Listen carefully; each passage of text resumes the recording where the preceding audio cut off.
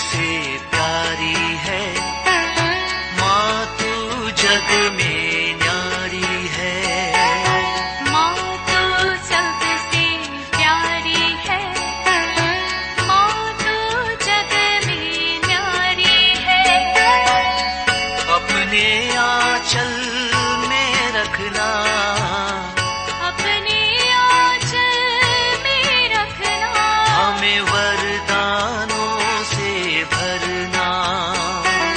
माँ तू सबसे प्यारी है, माँ तू जग में न्यारी है। माँ तू सबसे प्यारी है, माँ तू जग में न्यारी है। पिता, पुत्र और पवित्र आत्मा के नाम पर आमीन। आप सबों को जय यीशु। आज के क्लास में विशेष रूप से उन बच्चों को याद करते हुए लेना चाहूँगा जो विवाह के लिए अपने घर बार को छोड़ करके भागते हैं और उससे बढ़ करके अन्य जाति के लोगों के साथ विवाह रचने के लिए जा रहे। ये तो विवाह नहीं बोल सकता, प्रेम संबंध में पड़ जाते हैं, इसके बाद भाग जाते हैं। कई ऐसा केस मुझे मालूम है। कई माता पिता रोते हैं, केवल बच्चों को 20-22 साल तक पालन पोषण करने का ही जिम्मेदारी नहीं, माता पिता बच्चों का विवाह कराने का भी, उपयुक्त जीवन साथी को ढूंढ कर देने का जिम्मेदारी भी उन्हें है। लेकिन बच्चे वो सब भूल करके, माता पिता का कहना ना मान करके, अनेकों परिवार का दुख का कारण बन करके भागते हैं। ऐसे कई जो केसेस मुझे मालूम है, जो लोग इस प्रकार का कार्य करते हुए परिवार के लिए, समाज के लिए लज्जाजनक बातें हैं। एक माँ हाल ही में ही बहुत रोते हुए अपनी बेटी के लिए प्रार्थना करो, प्रार्थना करो, यही बोल रहे हैं। अगर कोई क्रिश्चियन लड़का होते तो हमने मना नहीं करते, लेकिन एक अन्य जाति के लोग, मैंने विवाह के कई क्लास डाला है। एक क्लास विशेष रूप से विवाह में जीवन साथी को चुनने के लिए जो ABCD बोल करके जो डाला था, उसके अंदर भी मैं साफ साफ बोला था, हमारा विवाह हमें कोशिश करना चाहिए हमारे विश्वास के अनुरूप।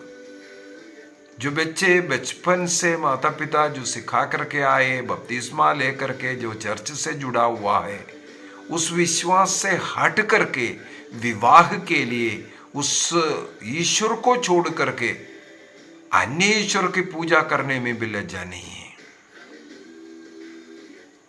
कई ऐसा केस नेशनल लेवल में, पॉलिटिक्स में भी चलते हैं। कई ऐसा बड़े बड़े केसेस है, ये जो लेकर के गया है, इसके बाद उनका धर्म परिवर्तन किया, ऐसा ऐसा बोल करके, तब ये पॉलिटिक्स में भी आता है, क्योंकि उसके साथ एक धर्म परिवर्तन भी हो रहा है।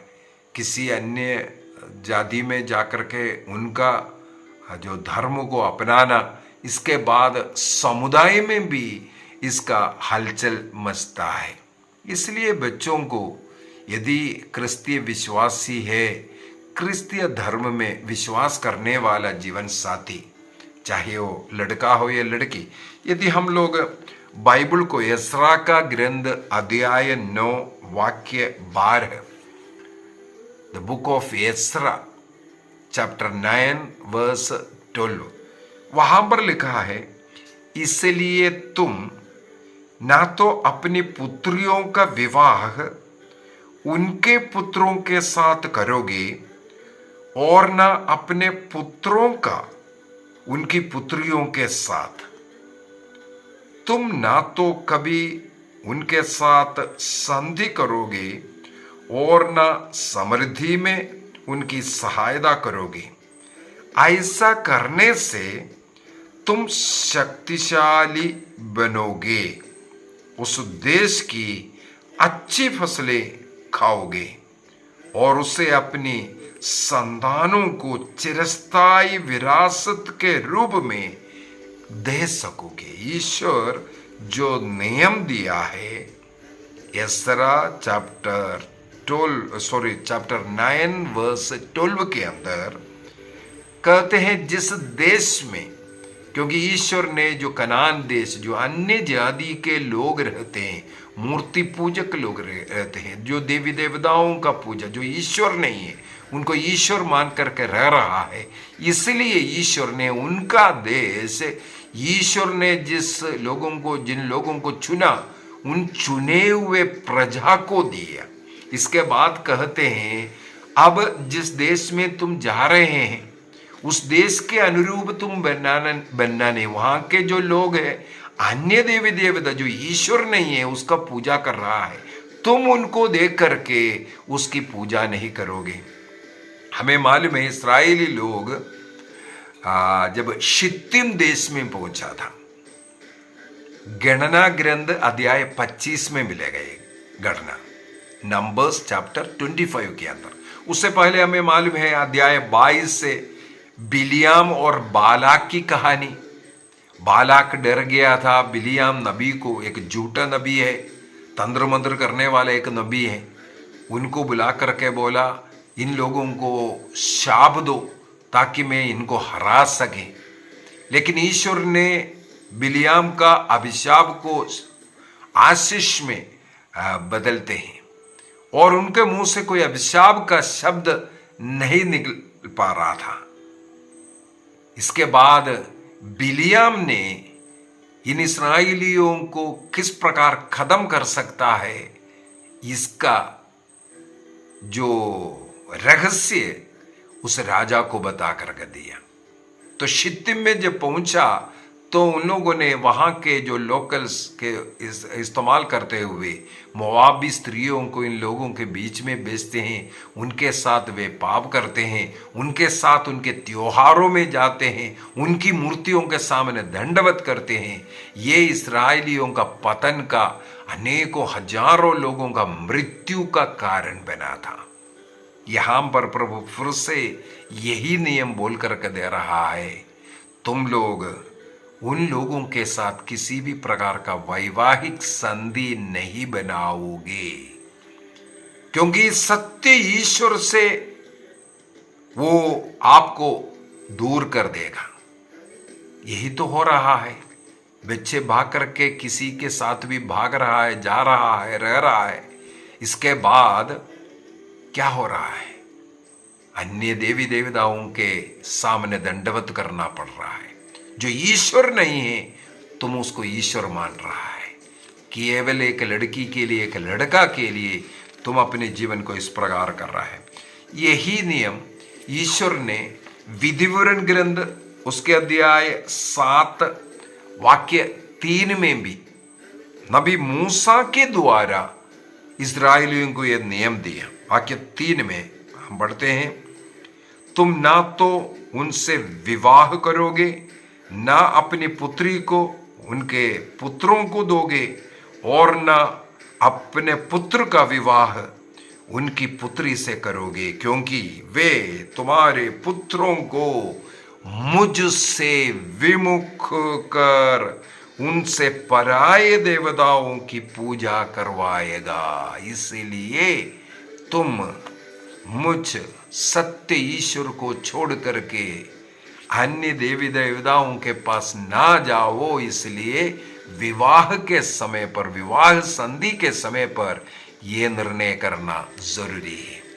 जिन माता पिता आपको 20-22 साल या 25 साल पालन पोषण किया, उनको ये कर्तव्य, ये दायित्व ईश्वर ने दिया।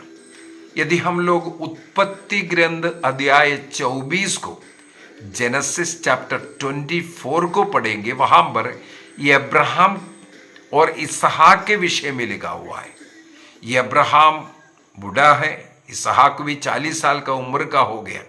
उस समय पर इसहाक के लिए पत्नी ढूंढने के लिए उनके घर के सबसे पुराना ईमानदार नौकर एलियासर को अब्राहम बुलाता है और उनसे कसम खिलाते हैं, हम जिस देश में अन्य देवी देवताओं के पूजा का जगह है, इस देश में रहते यहां का कोई लड़की से हमारे बेटे का विवाह तुम कभी नहीं करवाना।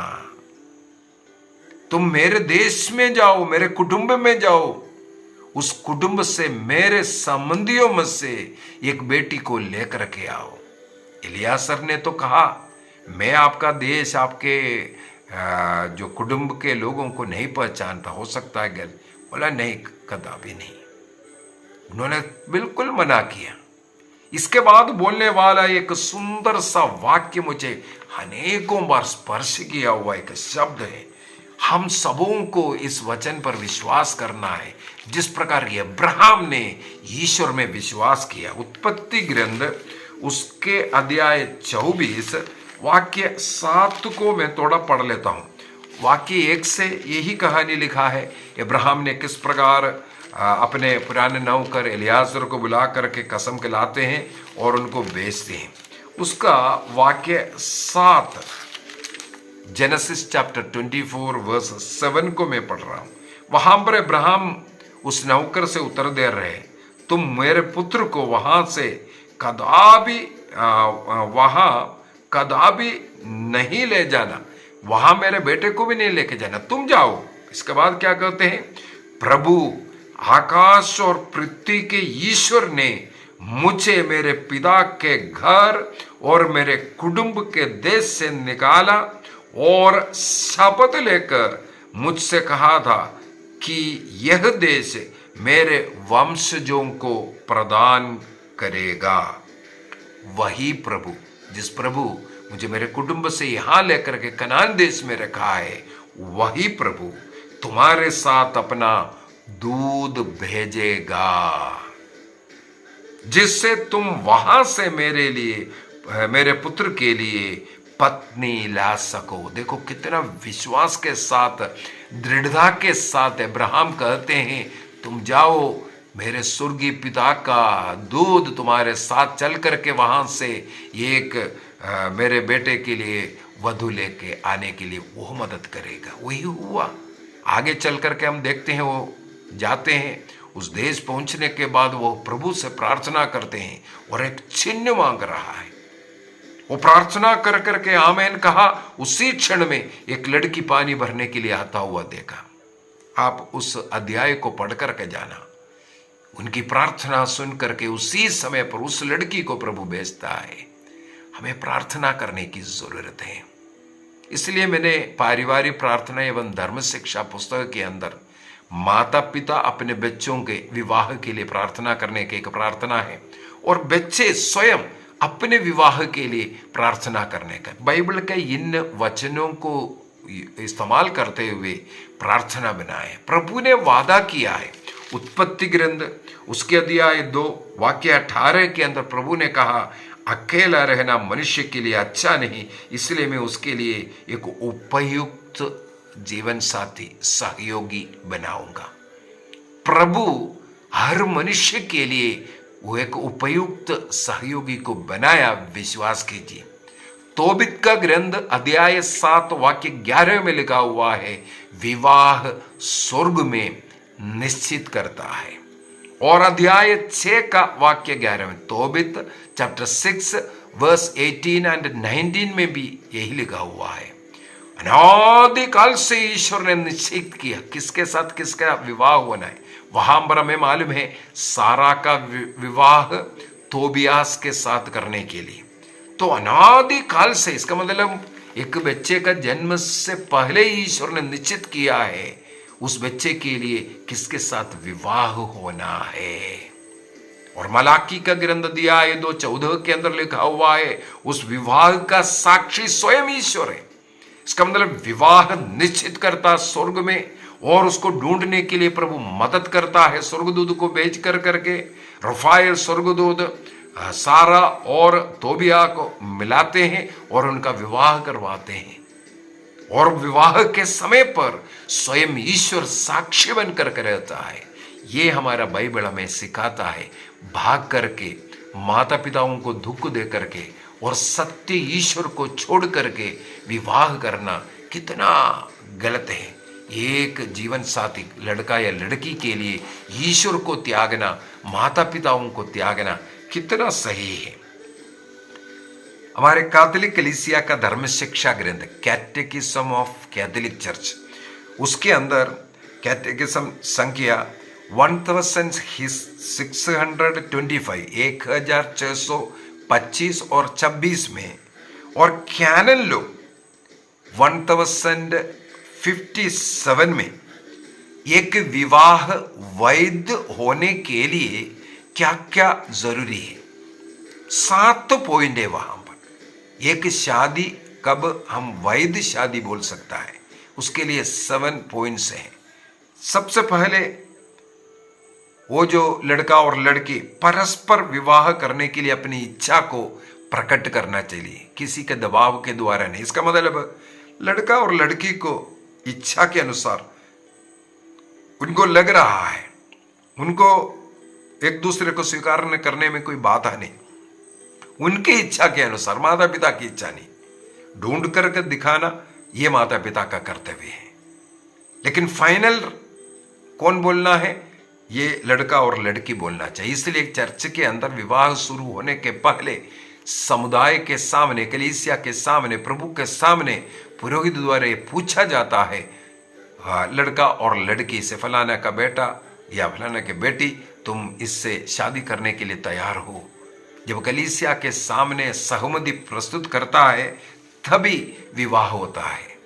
क्रिस्तीय विवाह के अंदर हमें मालूम है कम से कम 3 बार ये सहमति लड़का लड़की से लिया जाता है, और विवाह के समय पर आखिरी बार मंगनी की पा और जब देखते हैं उस समय पर इस प्रकार 3 बार कम से कम जब सहमति देता है तब विवाह होता है। पहला है किसी दबाव के बगैर कलीसिया के सामने सहमति प्रकट करना। दूसरा, विवाह प्राकृतिक एवं कलीसिया के नियम के अनुसार होना चाहिए। विवाह लड़का और लड़की में होना जरूरी है। लड़का और लड़का का या लड़की और लड़की का विवाह आजकल जो सरकार तो हाँ बोला है, लेकिन हमारा कलीसिया इसके लिए सहमत नहीं है, उसको अवैध विवाह मानते हैं। चर्च के अंदर ये विवाह नहीं हो सकता, इसलिए प्राकृतिक होना जरूरी है और कलीसिया के नियम के अनुसार वो करना चाहिए। तीसरा पॉइंट है नियमानुसार उम्र होना चाहिए। जैसे देश का उम्र को कलीसिया ने भी वो उम्र का सीमा रखा हुआ है। चौथा नियम के अनुसार बपतिस्मा प्राप्त स्त्री पुरुष के बीच में, अर्थात कैथोलिक व्यक्ति कैथोलिक बच्चे से शादी करना चाहिए। अन्य कलीसिया में भी शादी करेगा तो भी यही प्रॉब्लम है। क्यों? सबसे पहली बात है आपको जो 7 संस्कार कैथोलिक चर्च में मिलता है, अन्य पेंटेकोस्टल प्रोटेस्टेंट कलीसिया में संस्कार नहीं है। संस्कार का मतलब है जो कलीसिया द्वारा, प्रभु द्वारा जो नियम के अनुसार जो बपतिस्मा मिल रहा है, वहां से लेकर के प्रभु यीशु मसीह का शरीर और रक्त हमें अनंत जीवन के लिए चाहिए, जिससे यीशु मसीह ने शरीर और रक्त को खाने के लिए हमें दिया है, उसको ग्रहण नहीं करना और अन्य संस्कारों को ना देने वाला कलीसिया में जाना। दूसरी बात है जो बाइबल हमारा 73 किताबों का बाइबल है, जो उससे निकाला हुआ बाइबल 66 वाला बाइबल फिर आपको पढ़ना पड़ेगा।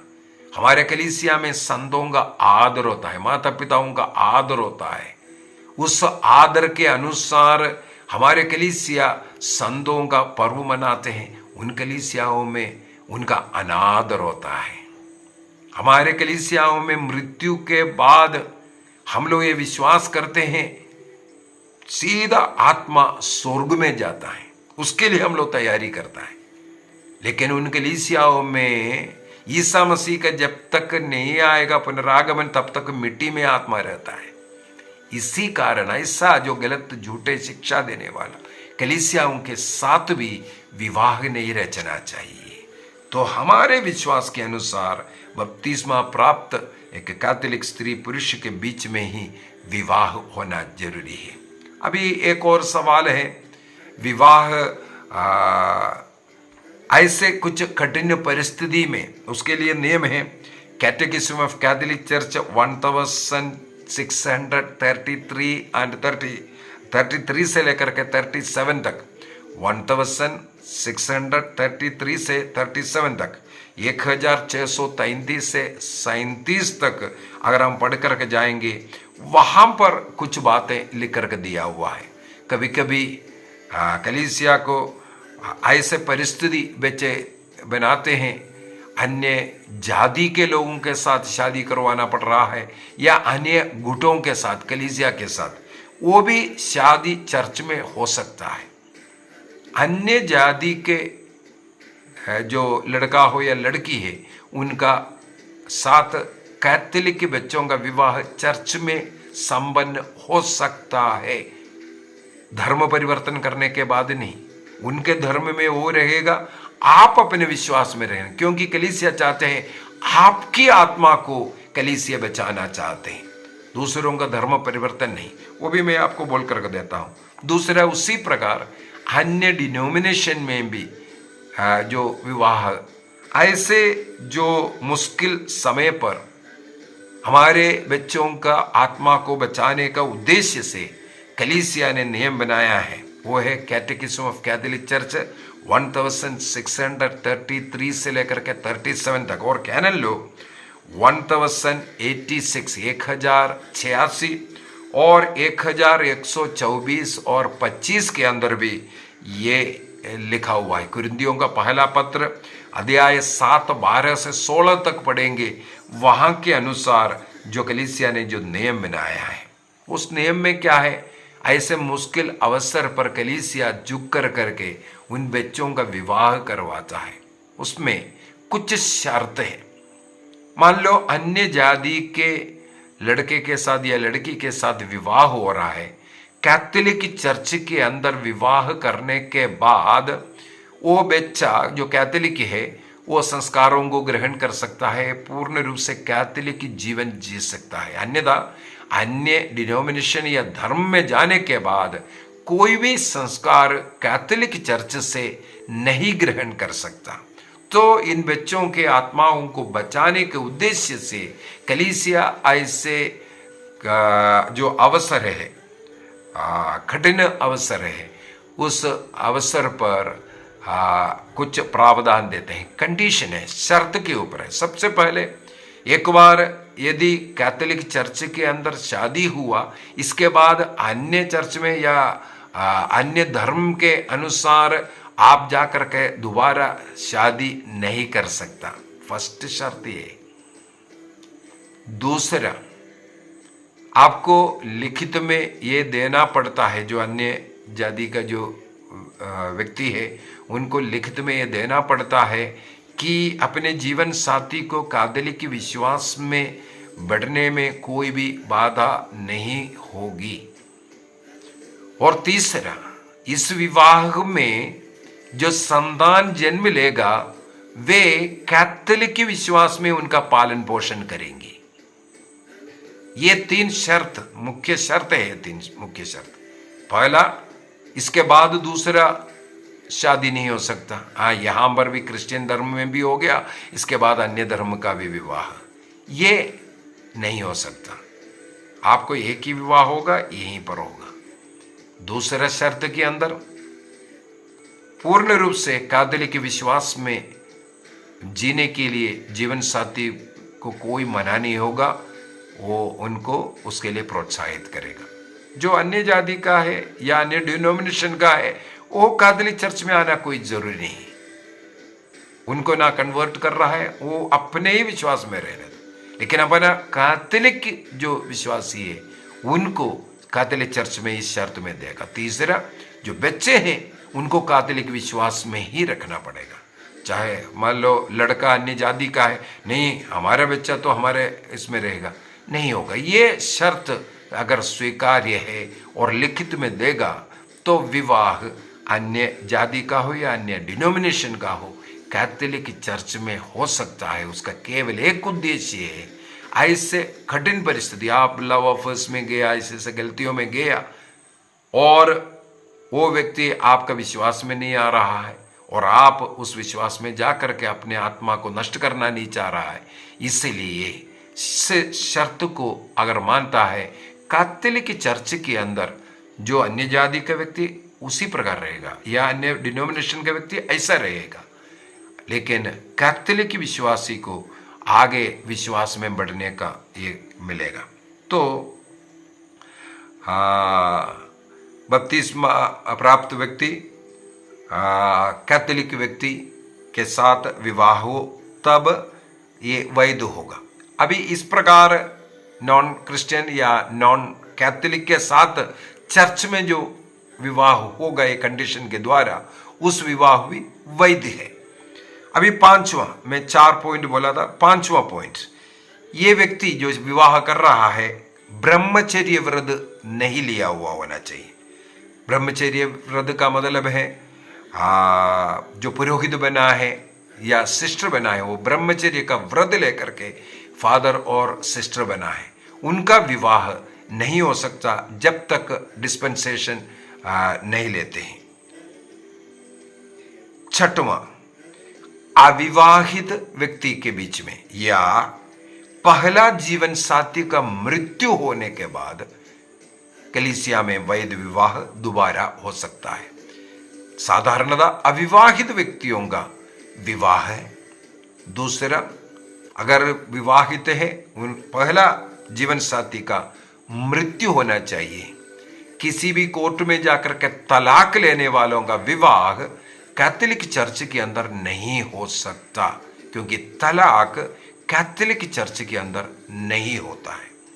यदि एक व्यक्ति का वैध विवाह हुआ, उसका तलाक कैथोलिक कलीसिया में नहीं हो सकता। उनका दोबारा विवाह चाहे वो अलग रह रहा है, चाहे सिविल कोर्ट में जाकर के सेपरेट हुआ, उनका विवाह नहीं हो सकता है। और आखिरी, वैवाहिक जीवन के लिए रुकावट डालने वाली कोई बीमारी या कमजोरी नहीं होना चाहिए। विशेषकर उसे छिपा करके यदि विवाह करता है, वो अवैध विवाह है। यदि अपने शारीरिक कमजोरियों को या वैवाहिक जीवन जीने में जो बाधाएं हैं, उनको बताने के बाद भी वो एक्सेप्ट कर रहा है, वो वैध हो सकता है। लेकिन बीमारियां छिपा करके आपने विवाह किया है, वो उसे अवैध विवाह कहते हैं। तो इन 7 बातें अगर पूरा हुआ है तो विवाह वैध है। पारिवारिक प्रार्थना एवं धर्म शिक्षा ग्रंथ का 187 पेज में ये लिखा हुआ है, जो अभी मैंने 7 पॉइंट बोला है। और विवाह के विषय में 185 से लेकर के 194 तक विवाह के विषय में ही इसके अंदर ऐसे कई सवाल जवाब मिलेगा पारिवारिक प्रार्थना एवं धर्म शिक्षा ग्रंथ के अंदर। तो विवाह वैध विवाह होना है, उस वैध विवाह के लिए चर्च में विवाह होना, चर्च के नियम के अनुसार विवाह होना, ये जरूरी है। तो अपने परिवार को दुख दे करके, अपने प्रभु को त्याग करके विवाह कर आप कितना लोग सुख रखता है? सुख नहीं रह सकता है। अनेकों लोगों का वैवाहिक जीवन टूटा हुआ मैंने देखा। कई लोग मेरे पास काउंसलिंग के लिए आया हुआ मुझे याद है। शायद आप में से जो मुझे देख रहा है, ऐसे विवाह किया और बाद में परेशानियां हुआ। शुरू में बोला हाँ आप अपने चर्च में जाओ, अपना ऐसे ऐसे रहो। मुझे अभी एक बेटी का याद आ रहा है, वो रो करके आ रही, एक छोटे बच्चे के साथ आया। छोटे बच्चे भी हुआ, वो एक बैंक में काम भी कर रही है। उनका हस्बैंड इसके बाद बोलने लग गया, नहीं हमारे धर्म में आओ, अभी हमारे धर्म में। ना चर्च जाने देते हैं, ना प्रार्थना करने देते हैं, न उस बच्चे का बपतिस्मा चर्च में होने देते हैं। इस प्रकार का परेशानियों में डाला, मारना पीटना सब कुछ।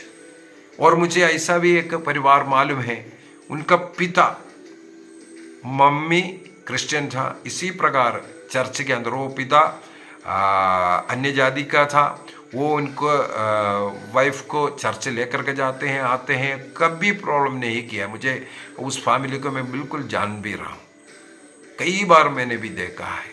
और हम लोगों का जो एक प्रार्थना सेंटर था वहाँ पर भी वो आते थे, उनके मिसेस जुड़े रहते थे। इसके बाद उनको एक कैंसर होकर के उनका मृत्यु हो रहा है, अन्य जाति का व्यक्ति है। अभी इनका बच्चे हैं बड़े बड़े, वो भी शादीशुदा है। इनके लास्ट राइट्स, जो अंतिम जो संस्कार का जो भी कार्यक्रम है, जो कर्म करना है, इन बच्चों को, इन बेटों को करना है। विशेषकर उनके अंधविश्वास के अंदर अनेकों देवी देवताओं का पूजा करना, पता नहीं क्या क्या है, जलाना, आग जलाना, इसके बाद उसको भस्म लेकर के जाना, कई विधियां इन कैथोलिक के बच्चों को, वैवाहिक बड़े लोग हैं, उनको करना पड़ा। इस प्रकार का विषम परिस्थिति जीवन में आते हैं जब आप ऐसे शर्त पर विवाह कर रहा है। मम्मी पापा ने इसी शर्त में विवाह तो किया और उनके बच्चे भी कैथोलिक में ही पालन पोषण करके आया और उनका भी विवाह कैथोलिक चर्च में हुआ। लेकिन पापा का मृत्यु के समय पर उनको मूर्ति पूजा करना पड़ा, देवी देवताओं के लिए पता नहीं क्या क्या होता है, वो सब करना पड़ा। इसी वजह से चर्च बोल रहा है, देखने में तो बड़े आराम से है, हम लव कर दिया, हम मैरिज कर रहा है, चर्च करवा करके देगा, लेकिन आगे चल करके बहुत ऐसा दिक्कतें, परिस्थितियां उत्पन्न होता है। प्रभु से, सत्य ईश्वर से आपको जाना पड़ेगा। इसलिए पहले सोचना है, आपको ईश्वर चाहिए या एक जीवन साथी चाहिए। आप ईश्वर के वचन में विश्वास करते हुए इंतजार करेंगे, जिसे ईश्वर ने मेरे लिए चुना है वो मेरे जीवन में आएगा, प्रभु देगा, विवाह होगा। ये आपको इंतजार भी करना है, प्रभु में विश्वास करना, प्रार्थना भी करना, उपवास कीजिए, प्रार्थना कीजिए। बाइबल का वचन है, शक्तिशाली वचन है। इस पारिवारिक प्रार्थना एवं धर्म शिक्षा किताब के अंदर आपके लिए, उसके लिए प्रार्थना भी वचन कोट कर करके, वचन शक्तिशाली वचन के साथ लिखा हुआ प्रार्थना है। रोज प्रार्थना कीजिए, नोवेना कीजिए और उपवास कीजिए, प्रभु देगा, विश्वास करो। अब्राहम ने बोला, स्वर्ग की ईश्वर ने मुझे यहां लेके आया, वो ईश्वर तुम्हारे साथ स्वर्गदूत को भेजेगा। जब सारा ने रोया, ईश्वर ने स्वर्ग से रफाएल दूत को भेजा ताकि तोबियास को सारा के घर में पहुंचाए। उनका विवाह हुआ। हमें प्रार्थना की जरूरत है, विश्वास की जरूरत नहीं, पवित्रता का जीवन। माता पिता को दुख दे करके, उनके खिलाफ जा करके विवाह कर, क्या आपके जीवन में शांति मिलेगा? ऐसे जितने भी बच्चे माता पिताओं को दुख दिया, दूर गया, ईश्वर को त्यागा, पश्चाताप करें, प्रभु से माफी मांगे, एक अच्छा पाप स्वीकार कर लौटने का निर्णय करें। यदि विवाह चर्च में नहीं हुआ, जीवन साथी से बातें करें। विवाह रेक्टिफिकेशन, विवाह चर्च में होता है। यदि आपने भाग करके कोर्ट मैरिज किया या कुछ भी हुआ है, चर्च के अंदर उसको रेक्टिफाई कर सकता है। चर्च के मैरिज करो, विश्वास में रहें, संस्कारों को ग्रहण करें, एक अच्छा क्रिस्तीय जीवन जिए, रोज परम प्रसाद को ग्रहण करें। संस्कारें जन्म से लेकर के मृत्यु तक के जरूरतों के लिए इन 7 संस्कारें जरूरी है। स्वर्ग राज्य, हमारी आत्माओं को बचाना हमें जरूरी है। निर्णय कीजिए। आइए हम अपनी आंखें बंद करें, हम अपने युवा पीढ़ी को समर्पित करें, अपने बच्चों को समर्पित करें। परिवार में प्रेम, आनंद, शांति आवे, बच्चों का विवाह समय पर होवे। उसके लिए जो भी रुकावट है वो सब प्रभु दूर करें। जितने भी लोग इस प्रकार माता पिताओं को, घर को छोड़ करके, सत्य ईश्वर को छोड़ करके विवाह किया है, उनको भी सत्य कलीसिया में लौटने का कृपा मिले। प्रभु का शरीर लहू को इतना निंदा मत कीजिए, उससे ग्रहण करे बगैर आप एक दिन कैसे रह पाएगा। प्रभु ने कहा, मैं स्वर्ग से उतरी हुई जीवंत रोटी हूं, जो मेरा शरीर मुझे खाता है उसे जीवन मिलेगा। उस जीवन को टुकरा करके अन्य गुटों में जाना, अन्य जातियों में जाना कितना बड़ा पाप है। यीशु क्रिस्त क्रूस पर मरा आपके लिए, आपको जीवन देने के लिए। उनका शरीर रक्त को ग्रहण नहीं करेगा, आपको जीवन कैसे मिलेगा? निर्णय कीजिए। अपने परिवार के सभी बच्चों को समर्पित करें। बच्चों को उचित जीवन साथी ढूंढने के लिए माता पिताओं को कृपा मिले। स्वर्गदूत रफाएल उनका मदद करे। प्रभु की आत्मा उन्हें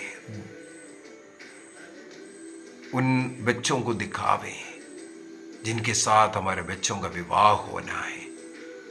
ऐसे हजारों युवक युवतियों को मैं समर्पित करता हूं जिनका विवाह में कोई बाधा है। प्रभु ने उपयुक्त जीवन साथी प्रदान करे। उत्पत्ति ग्रंथ 2:18 के द्वारा मांग करें। प्रभु आपने कहा है उपयुक्त जीवन साथी प्रदान करने का। तोबित 7:11 में लिखा है, विवाह स्वर्ग में निश्चित किया है। जिसके साथ विवाह निश्चित किया उनको ढूंढने में मदद करें। तोबित 6:18-19 अनादिकाल से प्रभु ने निश्चित किया है। तोबिया ने जब सारा के विषय में सुना, उसका हृदय उसकी ओर आकर्षित हुआ, वो उससे बहुत प्यार करने लगी। इसी प्रकार प्रभु जिसके लिए चुना है उनका हृदय आकर्षित हो जाए, ताकि जल्दी से जल्दी विवाह होवे। जो भी रुकावटें, बाधाएं, चिंताएं, निराशाएं, वो सब दूर हो जाए। ऐसे हजारों अविवाहित बच्चों को इसी समय पर जीवन साथी मिले। यीशु क्रिस्त का पवित्र लहू को उनके सिर से लेकर के पांव तक में विलेपन करता हूं। विवाह में जो बाधा उत्पन्न करने वाले सारे शैतानी हरकतें नष्ट हो जाएं, सारे शैतानी बंधन इसी समय पर टूट जाएं। जीवन साथी मिले, एक दूसरे का हृदय एक दूसरे की ओर आकर्षित हो जाए। तो भी सारा जिस प्रकार आपस में प्यार करने लगे, उसी प्रकार इनका विवाह जल्दी से जल्दी होवे। प्रभु दया कर, प्रभु दया कर। पिता, पुत्र और पवित्र आत्मा के नाम पर आमीन। आप सबों को जय यीशु।